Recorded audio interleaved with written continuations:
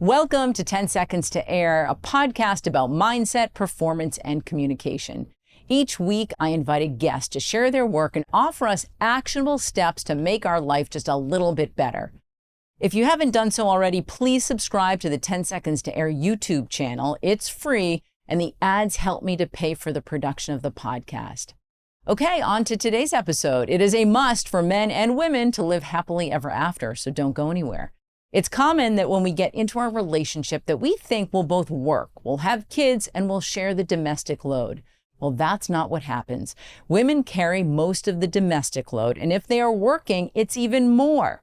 That inequality in the home can lead to depression, resentment, and a deterioration of a good relationship. But don't worry, my guest today says she has a solution. If we all, men and women, listen and are ready to be accountable, we can fix this inequality and get back to balance, and both parties can thrive. Eve Rodsky is a Harvard-trained lawyer and a best-selling author. She is leading a movement to revamp the system that we establish at home. No more assuming and no more helping. It's time to change the operating system.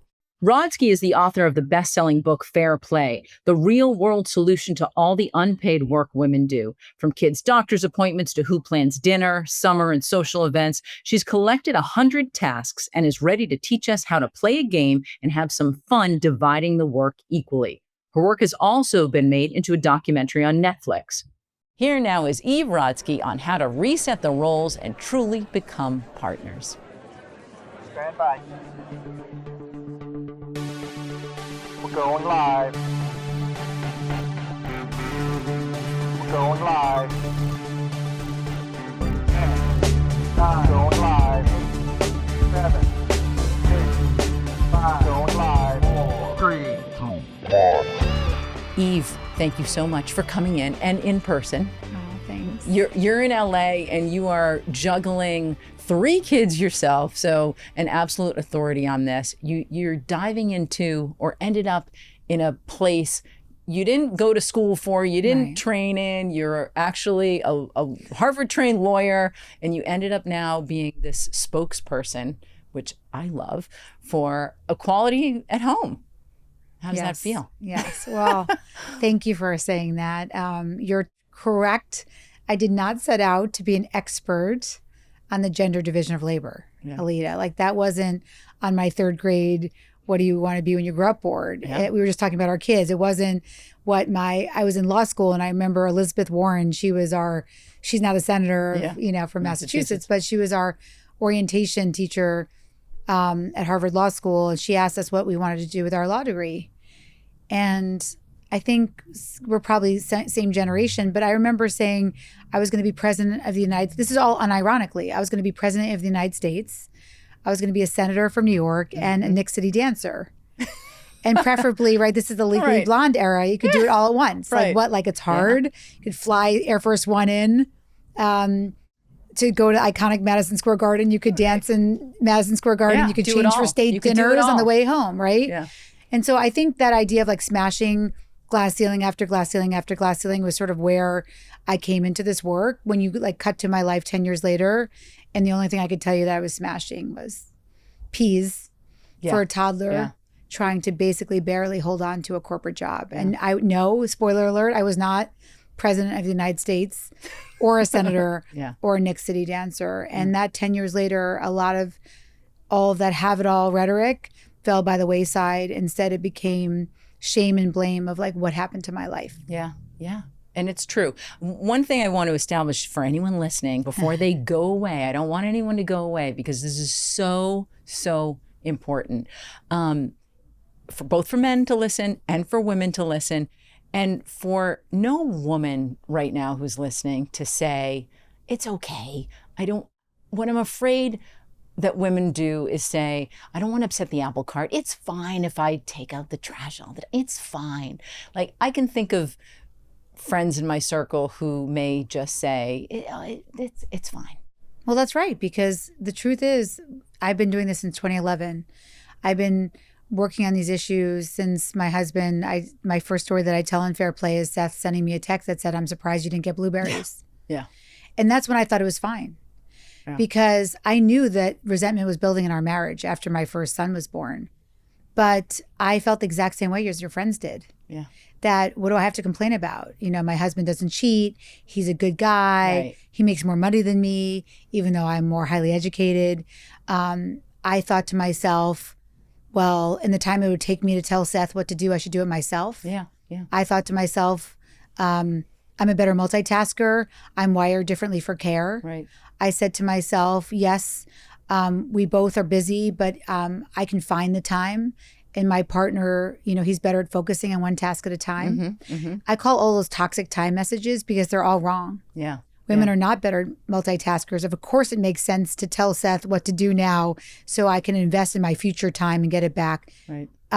There's so much wrong. There's no neuroscience in how people task switch. There's no biological difference in how we do unpaid labor. It's just skills. It's skills that we learn. Yeah. But the thing is, when you live in a patriarchy, it's much easier to not upset the apple cart. Yeah. Because when you upset the apple cart, you're swimming upstream. Yeah.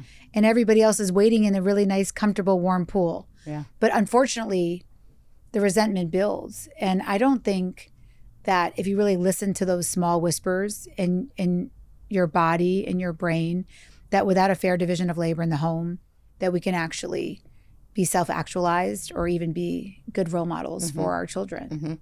So before you speak on this, because you're speaking on it a lot, Yes. what goes through your mind 10 seconds to air? I always think four words. And I think these are very powerful 4 words for any fear framework for people or any time you're doing something hard. And that's, I've done this before. That's always going through my head, through everything I do. Even if I haven't done that particular thing before, I've done something hard like it before. So those are the 4 words I always say before 10 seconds to air. You've done this before. Yeah, it's 4 words. Yeah. And it calms you down. Calms me down, always. Well, you hadn't done motherhood and all the domestic stuff that you picked up on. What, and then you have decided to dive into it and you've been doing it for a while now. What really, was there some specific, it's the blueberries, I know you talk about in this book, but what was that moment again? So I think I'll just bring you back to that day where my husband Seth sent me this text. I'm surprised you didn't get blueberries. It was 2011 and I had just had a newborn baby, Ben, and I had a toddler, Zach, in a toddler transition program. And I remember I was racing to get my son from this toddler transition program, which, you know, in America, because we don't have subsidized childcare, those programs are like 15 minutes and they cost our entire salaries. But I was racing to get Zach, and you can help me picture the scene. I had a breast pump and a diaper bag on the passenger seat of my car. I had gifts for a newborn baby to return in the backseat of my car. I had a client contract on my lap because I had quit my job at a corporate firm. Actually, I was forced out because they wouldn't let me pump in our open office plan. And so I'd started my own firm thinking that starting your own business would be easier than working for a big corporation. That's funny. Yeah, let's talk about that. Yeah. And in the midst of all this chaos, that's when Seth sent me that text. And what I distinctly remember about that day was that I pulled over. And we know, we were just talking about living in LA. We don't pull over casually here because traffic takes a long time. If you pull over, it's hard to merge back in. You know, you can't find parking. But I remember pulling over and I knew I would be late to pick up Zach, but I just started to sob in my car. And I was sobbing over many things, but I think that day I was really sobbing over the fact that I was the fulfiller of my husband's smoothie needs, or that was the assumption that I had become the fulfiller of his smoothie needs. And how the hell did I get here? I had a fair division of labor before my kids came. And I think if I had just known 2 things, that women shoulder 2/3 or more of what it takes to run a home and family, regardless of whether they work outside the home, and it gets worse the more money they make. I think if I knew that, and also that men do 5 to 15 hours a week less of unpaid labor, of housework, once children come. I think if I know those 2 things, if I knew those 2 things, I wouldn't have necessarily been sobbing on the side of the road in guilt and shame, thinking it was my marriage that was ending. I would have felt at least contextualized for the pain and resentment I was feeling. And so I decided from that day forward to research what was happening to me. And that ultimately became fair play. Okay. But that day I had no idea of those two statistics. Well, let's get into the research. What are the statistics? What we know that women do more, but what are the actual numbers? They're bad. They're really bad. So we just did a study. The beautiful thing about fair play is it's practiced by millions of people in 18 countries, I think 27 territories. We have a documentary and we have podcasts. It's become a movement. But I think, what the thing that it started with was an understanding that the expectations and the assumptions around women being better at what they do at home and men being helpers and not owners in the home was such a massive thing to undertake that that no one wanted to take it on. And it's because it feels so daunting. Mm-hmm. Not only are you dealing with statistics that show that women shoulder everything, and like I was saying, we've become this big movement. We also have a policy institute where we do research. Yeah. And our research shows that women hold, and we'll talk about this, what we call the cognitive labor, the mental load, for 30 of the fair play tasks that we ask them about. There's 100 fair play cards. Yes, I have we'll everything. talk about You're going to it. explain all of Yes, this. there's 100 fair play cards that represent your home as an organization. We'll talk about that. So we couldn't ask about 100 cards. No one would fill out our survey. But we followed couples and we asked about 30 different cards. And it was pretty dire out there, except for garbage, where it was more muddled. Women shouldered literally everything we asked about. Yeah. And that, again, we controlled for whether they work outside the home. We controlled for their socioeconomic status. It wasn't good news for women. But the worst news, and the reason why, to me, this is so urgent for women, why we can't say what that your friend was, the hypothetical friend was going to say, well, I can handle this, is that even if you think you can handle all this, when you do more cards, what we found, you become more burnt out on your personal burnout index. And then on top of that, what happens is that your marital satisfaction goes down, and on top of it, your health starts to fail. So we see people who don't have this under control, who have unfair divisions of labor with things like SSRI use, insomnia, hair loss, thyroid issues, autoimmune disease. A lot of people are now blaming that on early menopause.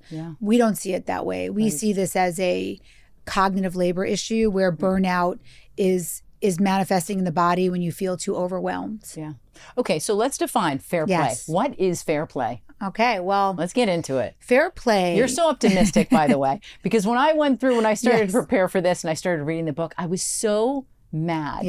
I was so triggered, I had to put it down. I could not read it all at once. I started it and I just, A lot of people say it needs a trigger warning. I will say this episode probably needs a trigger warning because you think we're talking about chores and housework, but it becomes so painful, Alita, that you can't even get an existential sense of how painful it's going to be when ultimately you don't have the two most important thing an organization is supposed to have.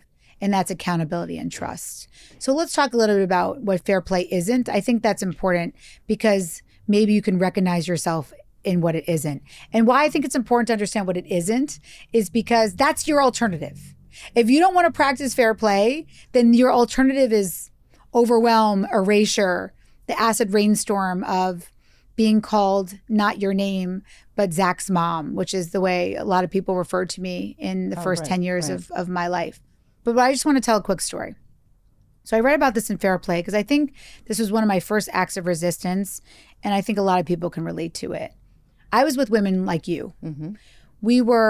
It was after the Blueberries. So I will admit, I don't think if I hadn't had that Blueberries breakdown, I wouldn't have even noticed what was happening to us this day. But I was at this breast cancer march, and I'd say it was literally filled with, because I think about all the academics and amazing women, men that you have on your show. But let's just picture like the past 10 guests, like the most powerful women you know. We had an award-winning producer with us, like a stroke and trauma doctor, women that look like you, Alita. I was with 9 other women at this march in downtown LA. It was right after Ben was born, right after the Blueberries situation. And what I noticed about this morning on a Saturday morning was that we had this really beautiful bond over a friend who was recently diagnosed. We were all wearing pink and covered in glitter. And that bond broke around noon. And again, I don't think I would have even noticed this but for my Blueberries breakdown. But what I started to notice was that these 9 other women got quiet and they were looking at their phones. Mm. And so I decided to look over their shoulders and see what they were doing. And I noticed they were responding to texts from their husbands. Mm. Now, not all 9 women were married to men, but the ones that were responding to texts like, "Where'd you put Hudson's soccer bag?" Mm-hmm. They were responding to texts like, "When is the babysitter coming?" Mm-hmm. They were responding to texts like, "What's the address of the birthday party? And did you leave me a gift?" But my favorite, I still keep this on my like cork board of Fair Play. My favorite text of all was my friend Kate's husband. And remember, this is noon on a Saturday. And her husband texted her, "Do the kids need to eat lunch?" Oh. And so what was so surprising to me, though, that day was that those women didn't just do what you did and sort of laugh it off. They said to me, "Yeah, sorry, we can't go to lunch. I left my partner with too much to do." Yeah. And so those women were about to leave me to go find Hudson's soccer bag, bring a perfectly wrapped gift to a birthday party, and yes, to feed their kids lunch. Yeah. So before we departed, I asked those women, that's why I say it was an act of resistance. I said, let's just count up how many, let's estimate or do your best with your texts. How many texts and phone calls have we received? We had 30 phone calls and 42 texts. Oh, wow. For 10 women over 30 minutes. Wow. Yeah. And the reason why I bring that up is because that's what Fair Play isn't. If you can recognize yourself in that story, then you need to listen to what we're saying today. Yeah, yeah.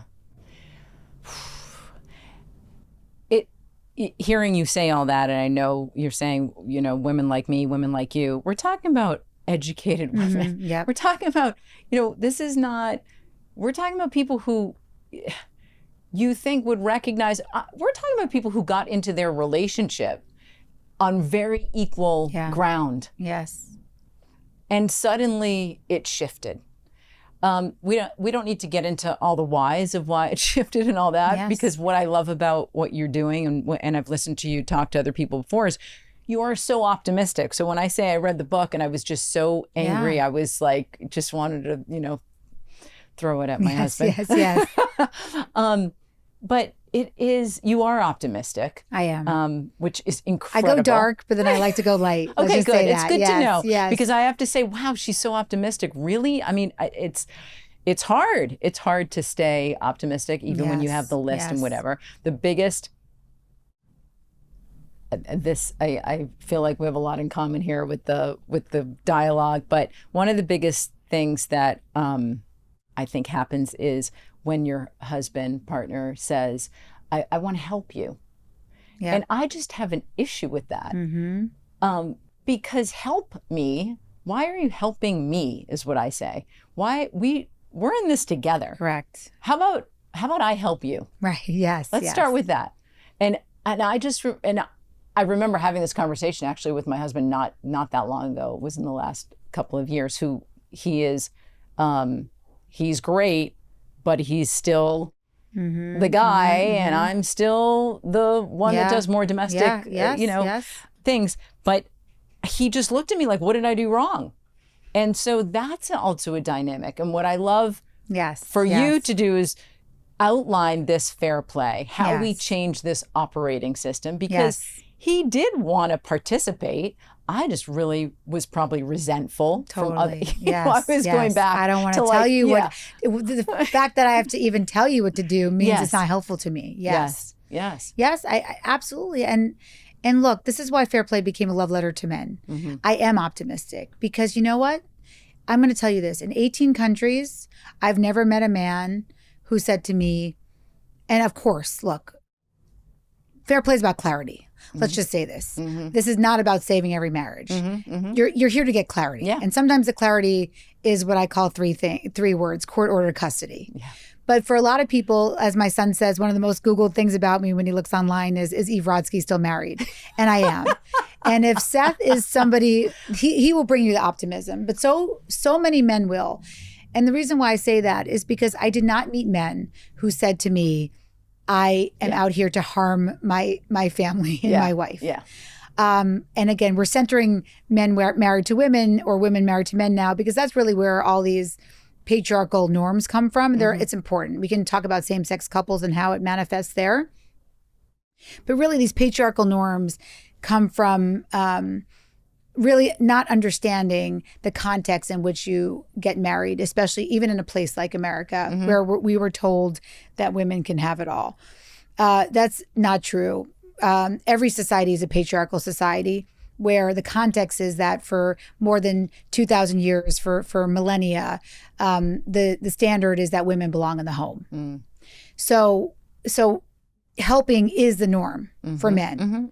And even if they want to swim upstream with us, that's not what they've been told. What they've been told, and again, why Fair Play is a love letter to them, men have been conditioned to believe their time is diamonds and to protect it. What does that mean? What do you mean their time is diamonds? Their time is diamonds, and I'll explain. Women's time, we've been conditioned to believe it's sand and to give it away for free. So how does that manifest? I'll explain. So when you live in a patriarchal society, and that's the norm, we see a couple of things. When men are in service of the home and women are resting, women get a stress response. When men are resting and they see their women in service of the home, they get endorphin response. Right. What happens is that women are told since birth that breastfeeding is free. We see it in every health system, when it's really an 1,800-hour-a-year job. Women, when they enter male professions, we're seeing this now with pediatrics. Women are now taking over pediatrics. The salary for a resident has dropped from $120,000 to under $90,000. Women's time is literally less valuable. I see what you're saying. We see it in a pay gap. So the idea that there's your time is your own is really a male concept. And so in a patriarchy, like I said, why this is so hard and why I don't blame men is because they also grew up in the same system that we did. Right. Where women are taught to give away their time for free. And so actually for me and Seth, and we'll talk a little about that journey, what you said earlier about the helpership, I did what people told me. In 2011, the only advice I heard was, if you're so overwhelmed, make a list. And so I made that list after that breast cancer march. I started to call up those women and I said, what's invisible to your partner that takes more than 2 minutes that you do? Because I had started to research and I knew that this phenomenon has a name. We've called it the second shift. We've called it emotional labor. We've called it the mental load. But my favorite term was invisible work, because I had this notion that if you kept the invisible, there's no optimism there, right? We can't just keep running around like elves in the night doing things and everything shows up, or think about it. Think about I asked men on the street for years, how does toilet paper show up in your bathroom, right? That was a big one. How does mustard get in your refrigerator? So those answers, sadly, a lot of men actually don't know. They've gone 40 years and toilet paper has just shown up like a magical fairy for them since they've been a child. So what does that mean? What does that mean is that they've learned that someone is protecting their time. And so that's what we're working against. And so why Fair Play became a love letter to men is because in that context, it would make sense to say, how can I help you? Because the default assumption would be that women are better at, or their time should be used in service of others. So that is the context with which we have to unravel. And that's why it requires a trigger warning. I'm here to give you the system, and we'll talk about what the system is now, but you're not going to be able to even bring up the system if you don't set that boundary to understand that your time is diamonds too. And that's been the hardest thing for women, and why they cry to me. Because they say to me, you're right, Eve, the presenting problem is not the real problem. This is actually not about my partner putting the garbage liner back in. This is about me saying, and this is what ultimately I said to Seth, this is not about the fact that you literally can't take out the garbage bins on garbage day. This is about the fact that I go to bed 2 hours after you go to bed. And you have not only that, 3 hours of leisure time after you come home to check Sports Center, work out, and finish a PowerPoint deck. Whereas I'm also trying to maintain a career, but I'm doing things in service of our home until my head hits the pillow 2 hours after you're ready to sleep. Right. And I'm not going to live that way anymore. Yeah. Do you know how hard it is to have to say, I'm not going to live that way anymore? It's very, very painful. Well, I think that's incredible on your part that you recognize I'm not going to live that way anymore, and you knew what it was. Because I think that most of us get to a point you say, I'm not going to live that way anymore, and you think it's that person. You think, you've done this to me, you've done that, you've done this. And it's not about that. It's about this operating system that we have created. Clearly, that's not what we planned when we took our vows. We didn't say like, "Hey, I'm going to buy toilet paper for the rest of our lives, and there's going to be toothpaste, by your side of the your side of the sink, and it's never going to run out." No, those are not our vows. Right. So kudos to you that you were able to pinpoint like, whoa, this is not before. And I'm sure there was resentment and all of that too for you, but before it got so bad. And that is really the key to get to it. It's never too late. Never too late. I handed my husband the book. Never too late. Who was very helpful. I'm saying that in air quotes. Who was amazing. But even he read the book. Yes. I said, I can't read any more of this book. Yes. And he said, give it to me. I want to read it. And he read it front to back. He's like, I'm almost done with it, texting me while I'm in the car, and I was listening to you speak, and I'm like, what's his name? Enrique, we love you. Yes. We do. Everyone loves Enrique, trust me. They all love him. Oh, your husband's so great. But the other thing was, I came back and he said, I'm ordering the cards. I said, I already have them. Yes. So these cards are really funny. Yeah. We're gonna take out the cards. These cards were all over my kitchen table. Love it. And last night my daughter came home and we're sitting down to have dinner, and he went and moved the cards. And my daughter said, hey, don't move those. You're not allowed to move those. She didn't even know what they were, but she thought that, that's mommy's work. Leave that alone. Yeah. And I said, oh no, he put the cards down. Yes. So even after he put the cards down, which was a few days ago, we were talking about something, I can't remember, some piece of domestic work that needed to get done. And he said, oh, that's one of the cards. We'll talk about that. Yeah. So, but that's it. So what's happening there? I want to just explain how beautiful that is, because we're all talking about Charlie Kirk right now, right? Or we're talking about people who know how to change minds, right? I mean, however we think about what those people look like, changing minds is hard work. Mm. And people who do that work understand that it's going to be a lifelong pursuit. Mm-hmm. And that's how I look at this. Right. This is a political campaign. This is saying, yes, the best people who do this will be swimming upstream against a society against a school system that will always call the mother. Right. No matter how much you want to play fair. Right. This is working up against a place where men are going to have to be individually penalized the way women have been. Mm-hmm. We have these amazing men in our system. One called me recently and said he's suing his workplace because he took the 6 months paternity leave and he got let go. Oh, wow. That happens to women all the time. It's called the motherhood penalty. We lose our jobs and wages based on the assumption that we're not dedicated to the workplace. Yeah. Hence why I left my firm when I lost my direct reports and couldn't breastfeed in an open office plan. But men who are swimming upstream in this fair play world, they will be penalized too. Because again, this is about us living in a contextual system that's not meant for equality in the home. Mm-hmm. And so I think that becomes the most important organization. So let's contextualize the cards. Okay, which cards do you have out? These are the same as yours. Why do I have two different packs? Because you have one unicorn space deck. That's like something that's not even out yet. That's just for fun for you. Okay. We can talk about that later. And these are you have like the cute little I have the Procter and Gamble deck, and I Okay. have like the giant deck. Okay. So let's contextualize what these are. So remember what I said to you, that the only advice I had heard besides what to expect when you're expecting like your child's a jelly bean in 2011 was, if you're so overwhelmed, make a list. Mm-hmm. So like I said to you, after that breast cancer march, I started to ask women all over the country. This is before social media. So it's what we call the snowball research effect, where you sort of ask women who ask women who ask women. There was early Facebook, I think, that I used. And I asked them, what takes more than 2 minutes of your time that your partner may not notice? So over 9 months, Alita, that turned into a spreadsheet, because Excel is one of my favorite things as a lawyer. And it turned into a spreadsheet that ultimately was filled with some of my musings, right? I had helped fill out the spreadsheet, of course. It was my spreadsheet. But I kept thinking, what's invisible? And, I put things down like making school lunches, 10 minutes, or, taking a kid to a dentist, an hour, logging onto a school form portal. Yeah.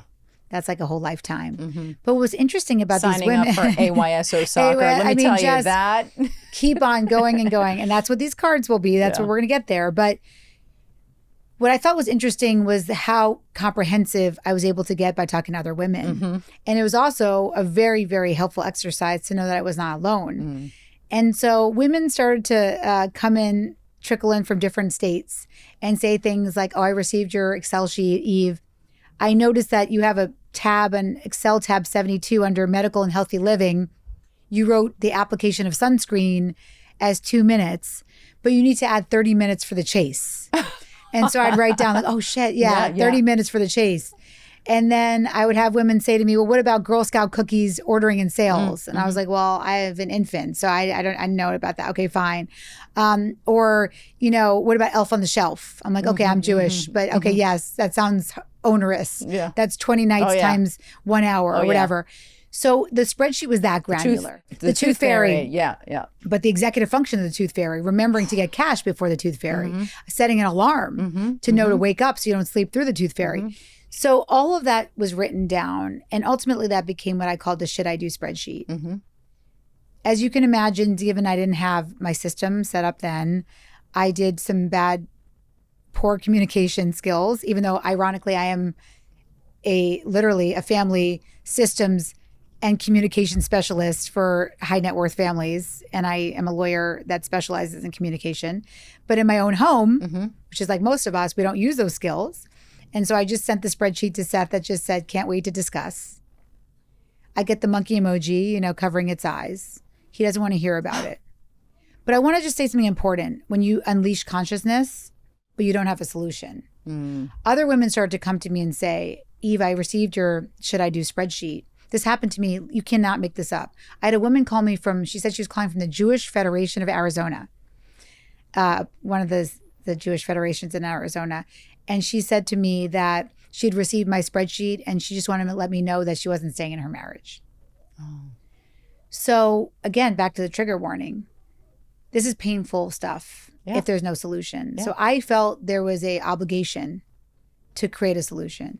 And given that my background is organizational management, I started with the one question that we started with earlier, which is, what if we started to treat our home as our most important organization? What could I use from the 50 years of organizational management scholarship that I know and love and use with my clients? What if I use that scholarship to create a system for the home? And that's what these cards are. So the cards are a tool. They're a tool for clarity. They're not here to save your marriage. I think a lot of people think that the second they touch these cards, all of a sudden their marriage is going to be different or saved. No, but it's a tool that is based on the 3 things that an organization needs. So there's 3 things, again, and I teach my clients this, that a successful organization needs, no matter how small or big. An organization that's successful needs boundaries, it needs systems, and it needs communication. I couldn't really work on boundaries because that was all the stuff that I was going through with my time use, that, my time is not as valuable. My time is not equal to Seth's. So I left the boundaries aside for a minute. I couldn't communicate this apparently because I sent him that spreadsheet and got no response. So communication also I had to leave, but I knew how to build systems. So this is what it is. It's a system based on the fact that a home organization will be built on this foundation of 100 cards. And the goal of the game, because it's gamified, is you're trying to get cards out of your deck. There are too many cards in our deck for two people to handle. Women start off with these cards. Women start off with these cards, and there's 100 of them. So the first goal is to get some out of your deck. And you're not going to always be playing with a full deck because this is comprehensive of 18 countries 23, I said 23, 27 territories. Yeah. I can't remember now. So you're hopefully not going to be like, here's one, aging and ailing parent. I'm dealing with this now, but hopefully maybe you're not dealing with it. So you can take it out of your deck. Okay. You have something called first year of your infant's life. You and I both don't have infants, so you can take that out of your deck. Okay. That's how it works. You want to get your deck smaller, and then what do you want to do with this deck? Well, the first thing you want to do is you want to understand that every single one of these cards is not an owner with a helper. Every single one of these cards requires full ownership. So what do I mean by that? Right. Well, so I just want to read a few more please, out. So please. Garbage, dishes, dry cleaning. Yeah, we'll get there. I'm going to ask you these some are of them. all meals, weekend, school break, summer. So these are tasks that happen in the home that generally Women fall on women. I do. Correct. And by the way, there's nothing outside the system. I've never, in now over 10 years, I'll let you know that I've done the work for you. There's nothing, no one has ever come back to me and said, what about you forgot? Oh, you forgot. Okay. It's all in here. Okay, great. It is literally all here. So, but what I do want to say about this though, is that the problem when you ask, so if you're developing a system, remember these Fair Play cards, 100 of them, they were the 98 tabs in my should I do spreadsheet that morphed into a system. But when you ask about any of these cards, when I would ask, this was the problem with the data, Alita. So I would ask people before I knew how to ask questions, who handles school forms? Who handles groceries? Who handles social plans? What I would hear from a lot of couples is we both do. So I started calling it the both trap. And we know now that men overreport what they do by about 2/3 and women underreport what they do. So not helpful to hear we both do. Yeah. So how did I actually get to what does ownership mean of each of these cards? Well, I call it the How did you get there, Eve? I call it the life-changing magic of mustard. Okay. When you're a researcher and you ask the right question, it's like magic. So the wrong question was, who handles X, Y, and Z? Who handles what card? We got to ask it differently. You have to ask, how does mustard get in your refrigerator? Or you don't have to ask it because I asked it for you. So we'll tell you how that manifests in this. Once I asked, instead of who handles groceries, how does mustard get in your refrigerator? And what's great about mustard is it's a condiment that people love all over the world. So it's a great universal question. Yeah. The answer became very clear because you can map it. Here's where I'm getting a little granular. You can map it onto a organizational management framework. So when I could hear from women, how does mustard get in your refrigerator? And it was universal. It was universal in Norway, in Japan, in mainland China, in the US, in Canada, in Australia, in Brazil, in Argentina, everywhere that I asked. Women married to men said that mustard was in their refrigerator. Yellow mustard was in their refrigerator because their second son, Johnny, needed yellow mustard to eat with his protein. Otherwise, he would never eat protein. They conceived of something important, the way that we do and get big bucks for it when we have new ideas at work. They conceived that noticing that their son didn't eat protein and that they could solve it with yellow mustard is what I call conception. Women do that. They also are the ones that I call the planners. They're the ones who monitor the mustard for when it runs low. And they're the ones who get stakeholder buy-in from their family for what they need on the grocery list. No one actually said stakeholder buy-in, right. But I'm saying that to you because I'm mapping it onto my planning framework. And then the reason why hetero cisgender couples said we both do it is because men were the ones going to the grocery store to buy the yellow mustard. But as you know, they bring home spicy Dijon every fucking time. And we asked for yellow. Yeah. And so then what women start to say to me was, you want me to trust my partner with my living will? Yeah. The estate planning card? Well, that's not going to happen because this dude can't even bring home the right type of mustard. So as I said earlier, and when you're a mediator, one of our favorite things to say is the presenting problem is not the real problem. This is not about garbage. This is not about mustard. This is about, as we said, the organization losing the two most important things any organization needs. And that is accountability and trust. Once you lose accountability and trust, it's incredibly hard to restore. So that's what fair play became. It became a system, not necessarily to tell you who's doing the fun and playing with your kids, but it's to restore accountability and trust in the family. And the way you do that is when you hold that groceries card, no matter what your gender is, you're doing it with full conception, planning, and execution.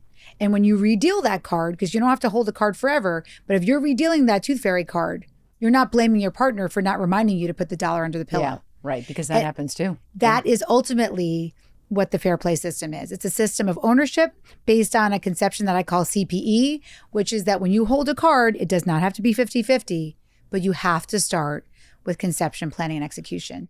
Actually, your producer asked, he's having a baby soon. I said, you start with the ownership of thank you notes. Thank you notes is one of the emotional labor cards in the deck. Own it.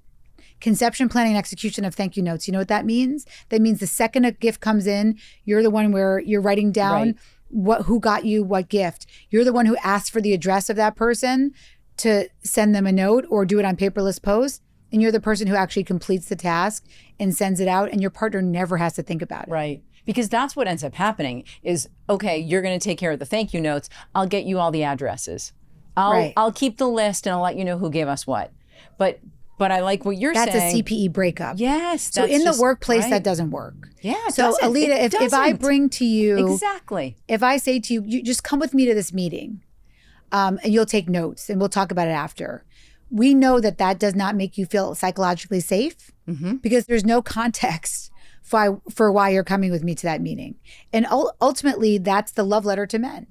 As much as it hurts women to shoulder the mental load, and I gave you that research in the beginning, that it hurts our mental and physical health. Yeah, it hurts men as much to be executors without context. Because they call it nagging. That's a gendered word. I call it the rat.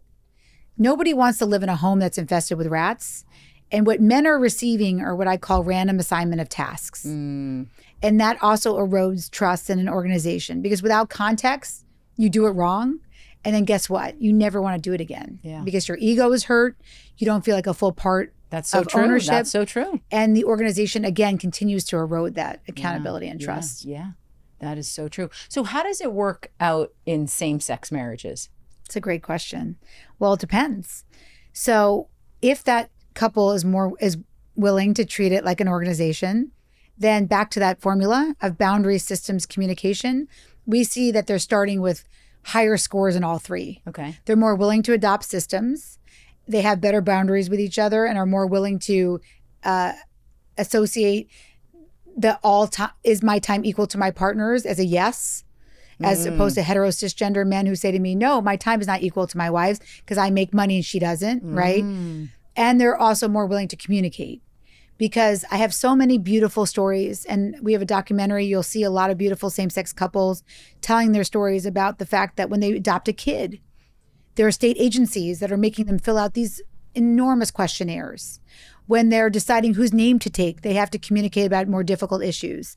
There's less assumptions to back into. Okay. So there's more communication, there's more boundaries, and there's ultimately more systems. Now, I'm not here to glamorize all couples, but some same-sex couples don't perfect that formula because instead of what they do is they substitute gender for money.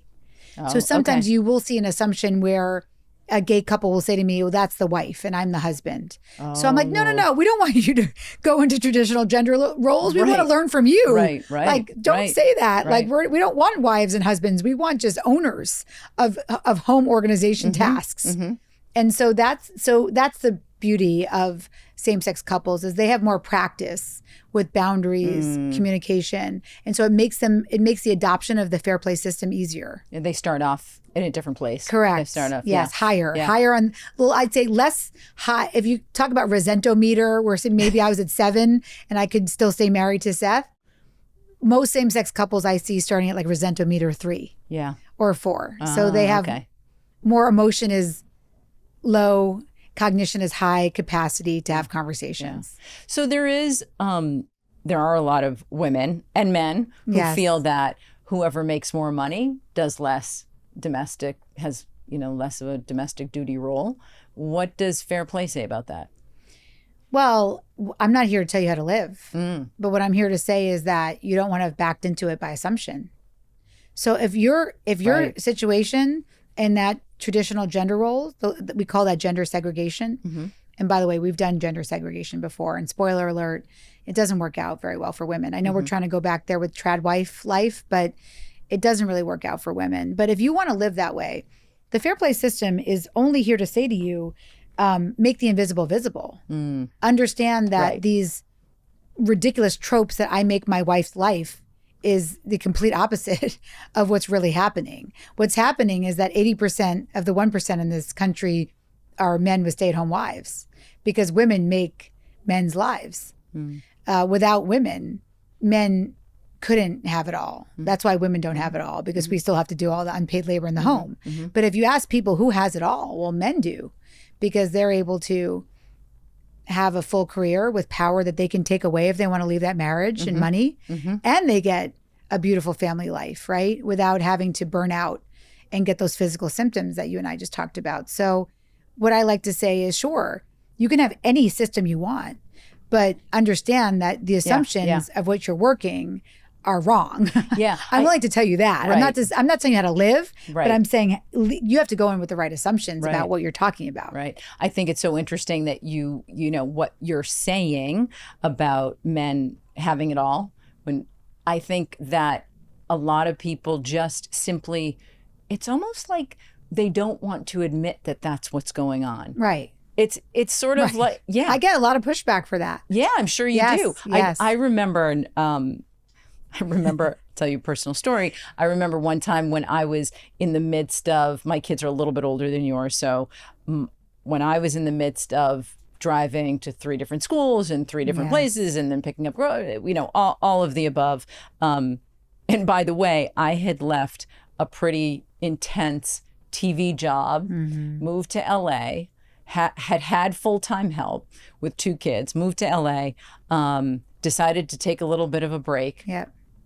Break. Can I put, I don't even know what to, I'm going to say break. You Break? understand what that Do you means? mean break? Break. And I Break. took in Yes. all of Break, these cards. Break. That sounds fun. And yes, said to myself, yes. what the hell did I just Yes, do? too. Yep. And I remember being outside of Trader Joe's, and my son said, we overheard 2 women talking, and one of them said that she had gotten divorced, that was it. And the other person, I can't remember exactly what they asked, but what she said was, oh, he had a great life.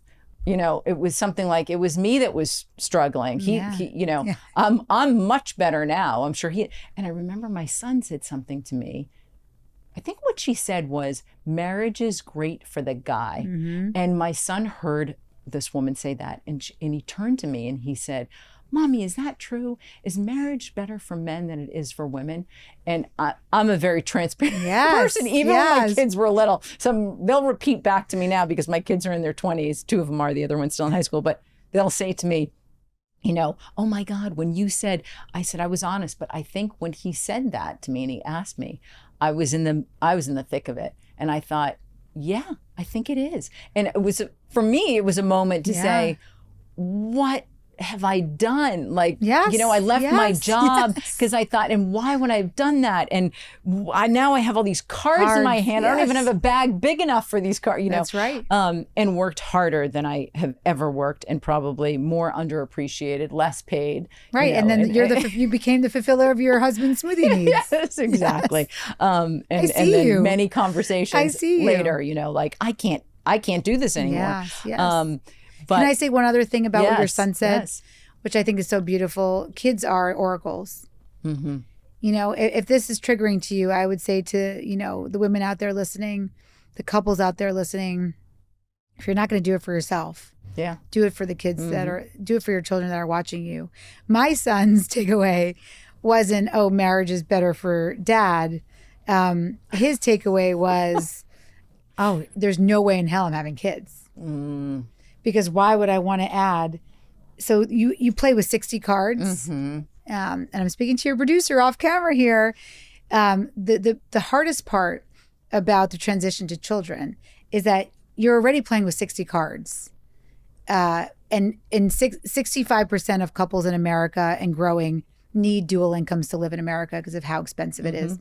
you're already playing with 60 cards. What people don't realize is when you bring a child into the home, you're adding 40 additional cards.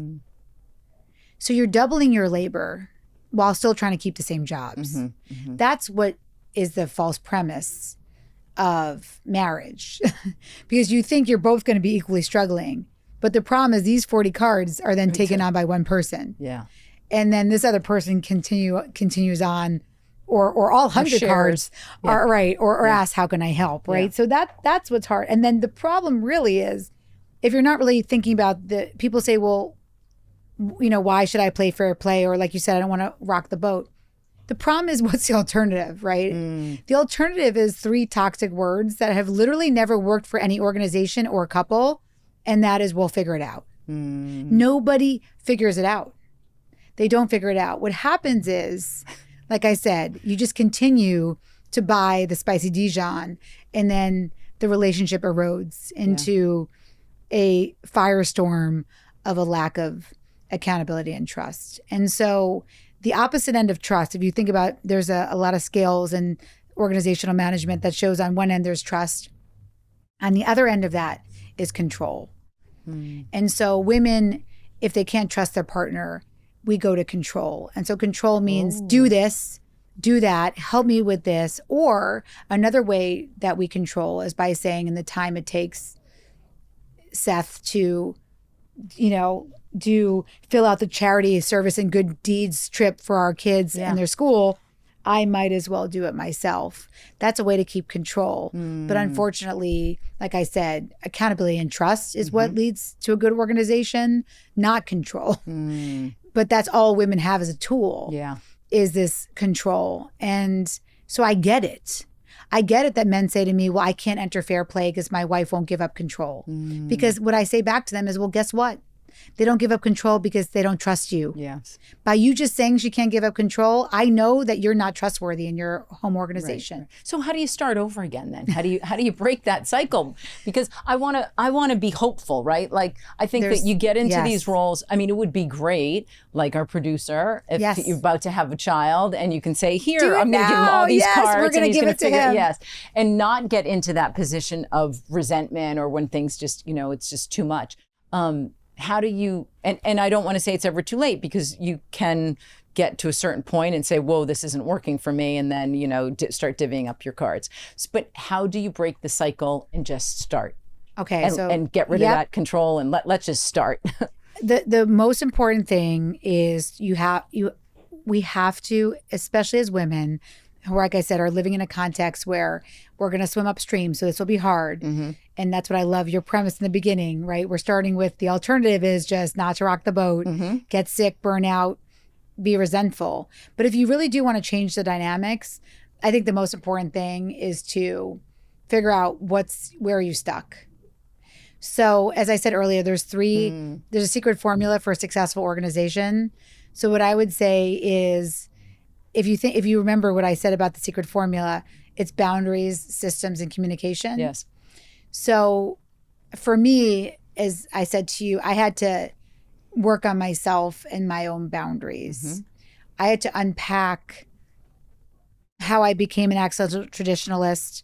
How was I complicit in my own oppression? Did I really truly believe I wasn't a better multitasker, even though I know the neuroscience didn't say that? Did I truly believe in the time it took me to tell Seth I could do it myself? Is that would be a bad idea to live that way? Did I truly believe that that I couldn't find the time when Seth was better at focusing on one task at a time? So I had to really think about what my boundaries were going to be for myself. And I think that for a lot of women, our mental health is really, it's so hurt by these issues that I wrote a whole second book on boundaries. And I call that Find Your Unicorn Space. That's an entire book. So if you're like me and you're doing everything you can to be complicit in your own oppression within a patriarchy, I'd say read my second book, Find Your Unicorn Space, because we have to really back up and do some work on what society's done to us and refine our own identity again. Yeah. That's probably the hardest work. If you're someone like your amazing producer who is not gotten into these problems again, I'd say it's going to be very easy to start with systems. To understand that you just don't want to get into an organization where you say, hey, what should I be doing today? I'll tell, I would never work for you. I'll just let you know. If I said to you, hey, what should I be doing today? I'll just wait here till you tell me what to do. Yeah. Even my Aunt Marion's Mahjong group has more clearly defined expectations in the home. Literally, you don't bring snack twice to that group, you're out. You're out. Yeah. But the home, we're just like playing it by ear every day, trying to figure it out. Yeah. So I'd say the system is probably the easiest if you're at Resentometer 1 or 2, because then you can enter the system and say, okay, I understand it's not 50-50. Let's sit down. Let's really think about these cards like, Enrique was doing when your daughter saw them, and say, like, does it feel fair? Yeah. I'd say a neutral place to start, if you're feeling like maybe boundaries is too hard and you're not ready for the system, I would say is communication. I have a little quiz for you since you were you're in communications. I thought it'd be fun. So if you're out there and you're like, okay, I will maybe start with my boundaries, or I want to start with the system, still, let's just take a break and say maybe communication is a place to start, because it's always, to me, the easiest way to start, because you can start making effects tomorrow. So I like to do this as a reverse newlywed game. Okay. So what I'm going to do, and this is what you would do with your partner. Okay. Do this, on a date night. Again, emotion should be high and your emotion should be low and your cognition should be high when you do this. But we can start working on communication pretty easily by asking ourselves a little quiz. So what I'm going to ask of you is, what would Enrique say about you? Okay. So it's a reverse newlywed game. Oh boy. I don't want you to tell me what you think about him or you. I want you to say, what would Enrique say about me, about how you communicate? So this is how it goes. All right. On an off day, so think about a time where you've had an off day with your partner. What would your communication vulnerability be? I'm going to read you about 8 of them. Okay. Well, 1, 2, 3, 4, and I'm going to pick 6, one. 7. You're going to pick one. Okay. Maybe it's more than one, but let's pick the one that feels that you think Enrique would pick first. That you're long-winded, that you're talking and no one's listening, that you use sharp commands, that your drill sergeant tone and delivery isn't popular with the troops, that there's bad timing. There's a lot of feedback in the moment. You left that on the floor. You drop your grievances and requests in opportune moments. Thanks for the flowers, honey, but you forgot dishwashing detergent again. Yeah. I call that feedback in the moment, or bad timing. Toxic word choice. I'd say that would be mine. I wasn't going to say anything, but I really hate it when or next time I really need you to do X, Y, Z. You're really mediocre at 1, 2, and 3. All or nothing. You never replace the toilet paper roll. You're always leaving the seat up. Dredging up the past. This is just like the last time you forgot to. Or boiling over. These were our 7 most popular in all of our interviews. I wasn't going to say anything. I avoided this conversation for as long as I do, but now I have rage. I'm really pissed. Oh my gosh. Like, how many of those did you read? Those were 7. 7?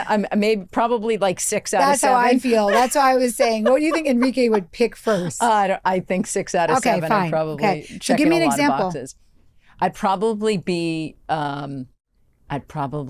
be sharp. Okay. So do you have an example of when you were sharp, or or like a hypothetical example? Oh man, I'll have to think about that, because we've done so much work. Yeah, it's like good. we've done a lot of work, yeah. so we're not quite where we used to be. Like in Okay, what well, space? Enrique Let's say- out there? Yes, yeah. we'll ask let you. me think of a space. Like a housework chore that didn't get done? I or... would say, really? You're right. going to... Yeah. Really? Really? Really? You're going to make half the bed? Right. Yes. Okay. Did you take the dogs? Like, Right. Did you feed the dogs? Yeah. Did you walk the dogs yet? Did you walk the dogs this morning? Like, he can't do anything about it at this point. So it's really just... But I love that. I mean, I'm afraid of you with that tone. And I'm pretty stern. Yeah, so you're sharp commands. Yeah. Those are definitely sharp commands. And I definitely ask when he can't do anything about it. So it's well, like... that's also feedback in the moment. It's 3 o'clock in the afternoon, and I know that he should have walked the dogs. I know that he should have fed them, because I wasn't there. And so now I'm asking in a really sharp tone. And if he didn't do it, what's he going to say? Right. But Now that's he's gonna right. feel So for terrible. the second you thought about it, Yeah. instead of holding it, again, for a time when emotion maybe would be more low and a cognition would be high moment of, in the future, it's really stressing me out because I'm actually going to think our dogs are going to be hungry. And I know like you don't want our dogs to be hungry too. Like that would really be bad if our dogs didn't eat all day, right? And so like that isn't a why, that's a more calm understanding of why you're saying that. Right. But the second you thought about the dogs, your initial reaction was to ask in the moment. Oh, total right? accusatory, because I'm going back to, I'm like, you never walked the dogs. Right, that's right. You never, I'm sure you didn't. What Right. he's hearing me say is, I'm sure you didn't walk the dogs. And so then if he did, he's like, oh, I walked the dog. I mean, it's the dynamic is horrible when it comes to that. Totally. Okay, but that's trust. But that's also trust, right? It is trust. Basically, what you're saying to him, or the way he's hearing it, is, I don't trust you again. Yeah. Yeah. You're a failure. Yeah. Yeah. He needs to just hold the dog walking card. Right. That's right. Well, but again, I'm good with that. That's right. But that's what I mean. So even my father, may he rest in peace, he died last year, but at 80, he called me up saying, because he was so he was anti this, and he really believed he was the breadwinner for my stepmother, and that was their roles.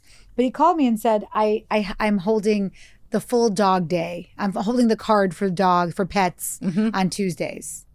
That was a huge deal for my father, because before, Marcia, she's retired. My stepmother is a therapist, but she decided she wanted to go back and take her clients for one day a week. Mm-hmm. And it means a lot to her. As we know, professions are not just money. They're our identity. Yes. They are how we help the world. It's how we get our social engagements. So she went back, and instead of doing this whole rigmarole of you walk the dogs first or you feed them, their medicine in the morning, my father took full ownership of dogs, which meant medicine, walks, playing, whatever they needed for the full day. So that was, all dogs can learn new tricks, right? That's which brings me to, what do men say about fair play? Because my guess is they don't like what we're saying. They don't like having that role. My husband didn't marry me. No. We didn't get together because we thought we were going to fall into domestic roles, which we found ourselves in, and then had to pull out the shovel and be like, wait a second, now we got to dig ourselves out of this and fix all of it, because this is not what we wanted. So they don't want that either.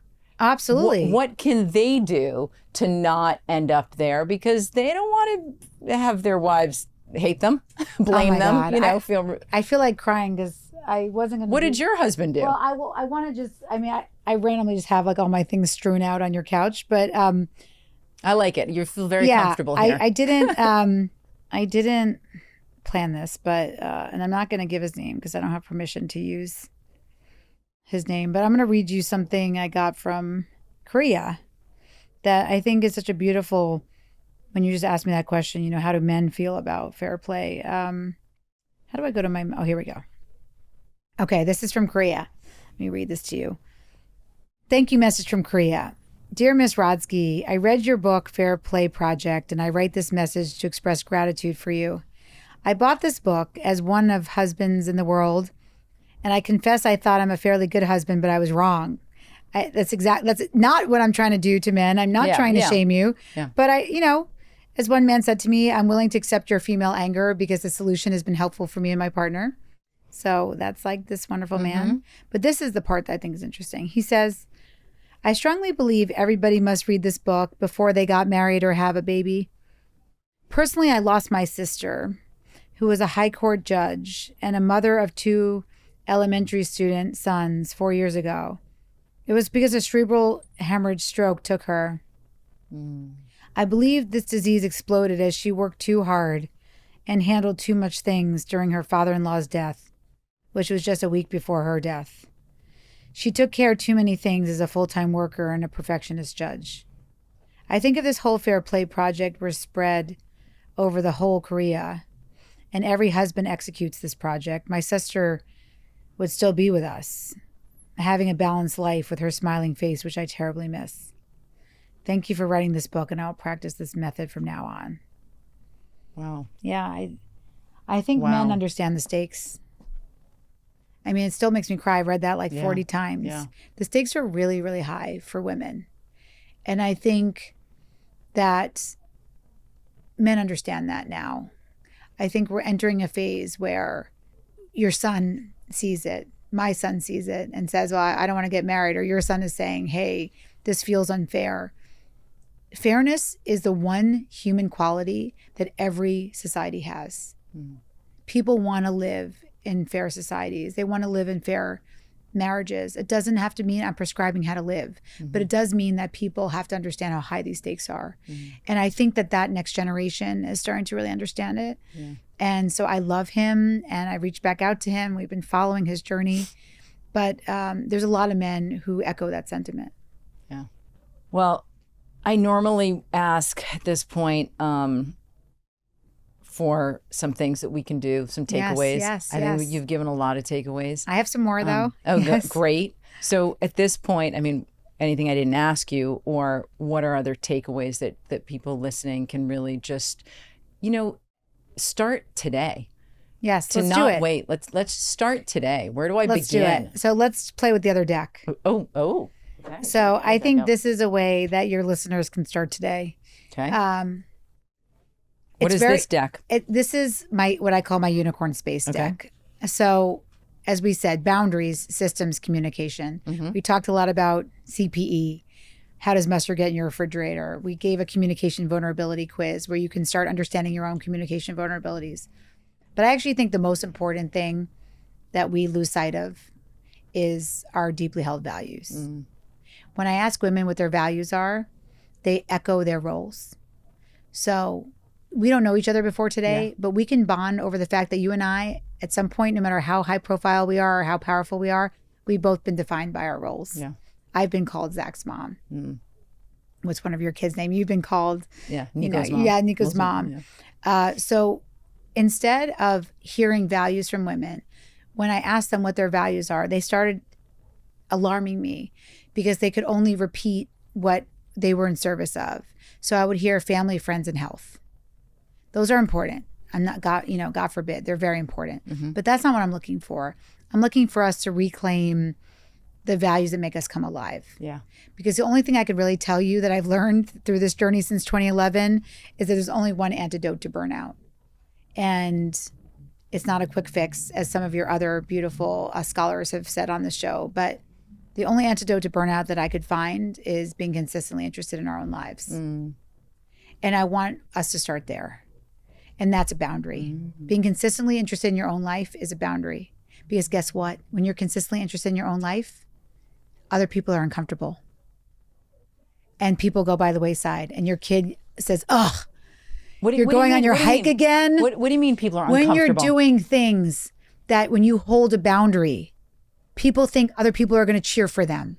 You're going on a business conference for a month. You're taking your podcast on a tour. I may cheer for you, but you think your partner is going to cheer for you, your kid's going to cheer for you? Yes, they will sort of cheer for you, but they're also going to say, oh, how am I going to get to practice for the next month? Other people will be uncomfortable when you set a boundary. But the way that you're not going to give up that boundary is by knowing what your values are for why you're doing that thing. So I don't want people to say, find a hobby, I love people who say, I want you to be interested in your own life. That's what I say. But how are you going to get there? For me just to say, okay, go take a poetry class. No, that's not what I'm saying. You have to back into what those values are, because then we know what you like to do. So that's what I want us to do. Let's end on this game. Okay. So this is how we're going to play. The only onerous part, I just think so that people could play along, is I'd love for you to read it out loud. What you're going to do is you're going to read each choice out loud. These come from research. We have 50 unicorn spaces. So these are things that people did that said made them consistently interested in their lives. There's 50 choices. I want you, don't just stop because you have to read 50 so that your audience can hear it. But after you read all 50, the hard part is I need you to pick one. It doesn't have to be something you've done or you did as a kid. I always hate that advice. Just go back to what you did as a kid. Because as a kid, I was taking care of my disabled brother and my non-executive function mother. So sometimes going back is not always the best thing. So I just want one card after you read all 50 to your listeners that you pick, and then we're going to talk about how you do this exercise. You want me to read them out loud? Yes. Okay. All 50. Otherworldly pursuits. Okay. And that's like tarot. Yep. Spiritual wellness. Wait, should I put to the side if I like any of them? Or well, just remember the one card we're going to pick after. I'm going to pick one? Just one. Oh. Just one. spiritual wellness, genealogy and lineage, triathlon, racing, martial arts, circus, travel and culture, outdoors, water sports, storytelling, dance, animals, performing, running, memories and archiving, sports with wheels, rhetoric, theater and production, snow sports, sports with balls, event planning, finding, collecting, foraging, writing, games, video games. Oh, this is going to be hard. Health and wellness, language and anthropology, fashion, coding, engineering, math and science, teaching, upside down here, design, research and learning, building and do it yourself, woodworking, pottery, restoration, renovation, cooking, baking, beauty, arrows and axes, music, photography, gardening, florals, arts, stitching and needles, silversmith, metalwork, jewelry making. What do you call that? Metallurgy. Yeah, I learned that from wow, a new word. And fill in the blank. Yes. Okay, that's all 50. So I need you to pick one. Just one? Mm-hmm. One that resonates for me? That just that like popped defines... out. Literally just popped in your... It has to be like the first one that popped in your head. I mean, Again. they all... there were a few, but I picked one. Okay. Health and wellness. Great.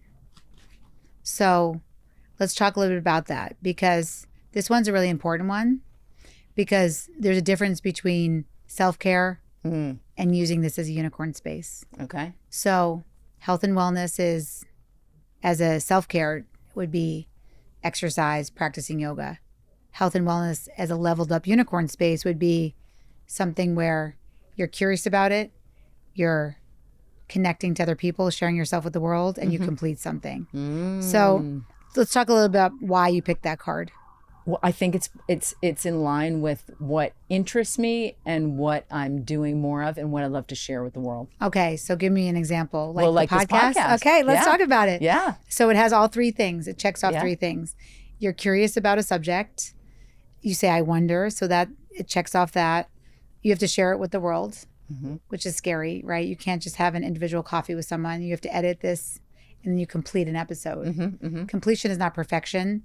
A lot of people don't start something because they believe, what's the point of starting a podcast if it's not going to be number one on Apple Podcasts? Like I'm not number one. Someday maybe, but I we don't have know. a lot I of do women who say that. I love it, Who so I don't, do right? it. So I love that. So, okay, you're in your zone, your flow with a guest like we are today, or after you're editing, whatever your favorite part is of the process. We barely edit, by the way. Okay, Everything I goes love in. it. I don't have a pen. I have a pen. What are we doing? Sorry. I want to write down. This is the hard part. Okay.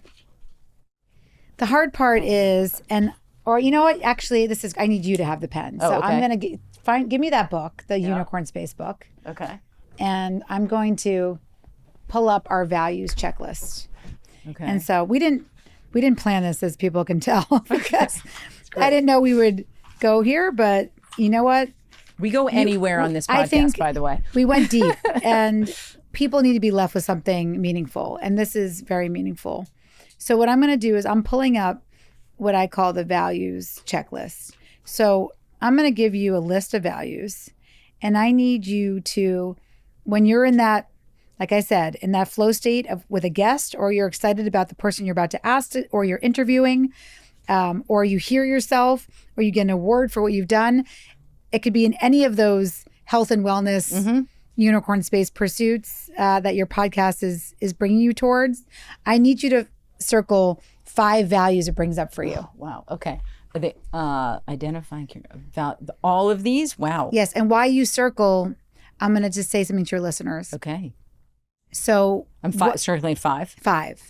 So what we just did was, instead of asking you your values outright, which, like I said, had become sort of health and relationships, friends and family on repeat, we're asking you to go back to your deeply held values. One of the best ways to do that is this exercise, where you just pick something that jumps out at you.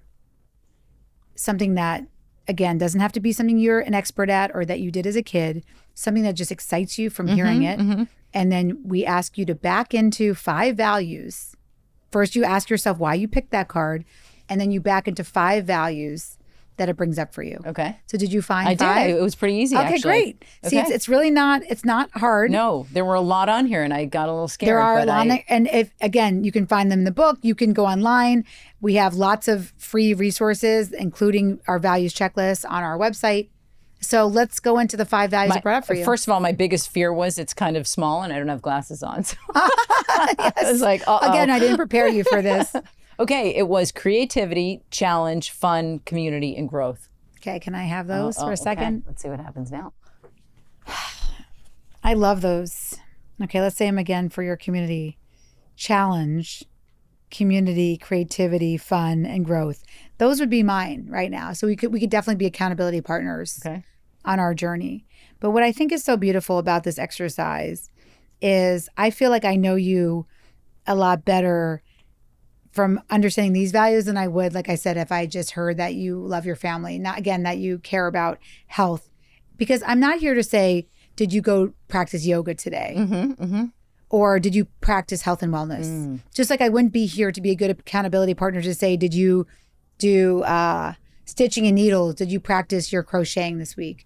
What a good friend does is they ask you to be accountable to your values. So what I'm leaving everybody here with today is, in a really busy world where being consistently interested in our own lives is not always on our list of roles, being a parent, partner, professional, and repeat are sort of where our roles are. I ask that you commit to asking yourself at the end of each week, did you get to feel challenged this week? Did you get a chance to feel a sense of community this week? And again, that could be in community with one person. That could be in community with a big group where you're giving a speech. Did you get a chance to feel creative this week? Did you get a chance to have fun this week? And did you get a chance to feel like you're growing this week? And I want you to share this with your kids. Okay. That this is your values that you're working on right now, and that it would be helpful for them if they help you meet these goals for yourself. And it doesn't mean that this is going to happen every week, but I think that you can focus on one. I had a woman who said to me, she had 5, but one of them, the one that she wanted to focus on was risk, because she was actually an actuary. And the thing she picked was rock climbing. And she realized that her job was to avoid risk. And so it was interesting that her unicorn space was to rock climb, to really put yourself in risk. But she didn't do it that often. So she kept saying, like, how can I practice the value of risk every week? So I said, well, what about this week you give like a talk to your employees? And she was like, oh my God, like I would die. I can't do public speaking, right? That's taking a risk. Or there's other ways you can practice these things that are not necessarily just your activity, but they're really, really important. And so that's what I want people to take away, that their values, backing into your values is somehow the best, I believe is the best way to start. I think that's a great place, because you certainly can't and ask here they are. something. These are a gift back to Thank you. You certainly can't ask something of your partner if you can't kind of take care of yourself. So you do have to start to decide what's important to you. You could go through all of those 100 cards, and if you don't know if you end up with 80 or 20, whatever your split ends up being, if you find out that you don't even check any of these boxes for yourself, then what was the point? Yeah, what was the point? What is the point of getting time back? Yeah. If you don't know how to use it. Yeah. What ends up happening is you just become a parent, partner, and professional and repeat again. Yeah. I had women who had practiced fair play who started and said, I think I want another kid. Yeah. Because they hadn't dealt with this part. Oof. And that was hard to hear. So that's why I always say, let's start with our values, get excited about them, share them with the world. And really that is how you start setting a boundary. Okay, before you go, I have 2 questions for you. Yes. One is about your husband. Where is he in this journey now? We need to know about Seth, right? Seth, yes. And the other one is kind of what's next. Is there something else that we should be looking for that you're coming up? Oh, Seth is definitely in this journey. I'd say the best place to sort of see his side of the story would be, we have a documentary on Hulu. It's called Fair Play. It spends a lot of time on him. I'd say the thing that makes me laugh the most is if another man will say, I see you got to a fair division of labor. His advice is always, just have your wife write a book about you that portrays you in a terrible light. That's what he says. So that's his joke. That's his joke. Okay. Yes. All right. But does he really feel that way? No. I mean, maybe he does. Maybe he. No, he doesn't. Okay. I think he feels that our story is important. Good. Because it is a story of growth. Yeah. And that's one of his most important values as well. So yeah, good for him. we show We growth. thank you, Seth. Yes. And what's next is talking to men.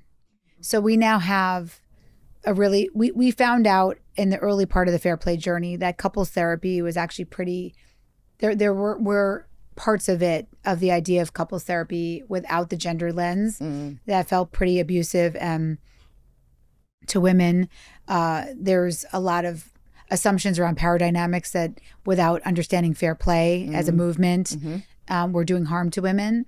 So we started to assemble therapists. We have hundreds of therapists now all over the country who are teaching other therapists how to use fair play to make sure that those dynamics within couples therapy are fair. And while those people do the couple by couple work, I'm really focusing on talking to men. So we have Korea. I read you that email from that wonderful man, but all the different places where men show up. So I just did a milk and talk on the state of men and boys, talked to a lot of EO, YPO groups, Tiger 21, places where men are. And that's really the next phase of this, is understanding that this is not just to help women break out of patriarchal cycles. It's for men to understand that it's not serving them as well. Yeah, I love it. Eve, thank you. Thank you. I can't wait. I can't wait to share this. I can't wait to talk about it. I can't wait to see what you do next. And Thank you. This is, for me, this is just great work, and so important. And props to Enrique. We love you out there. Yeah. And to your 3 kids. Thank you for thank you. asking the difficult questions and growing with your parents. Yes, thank you.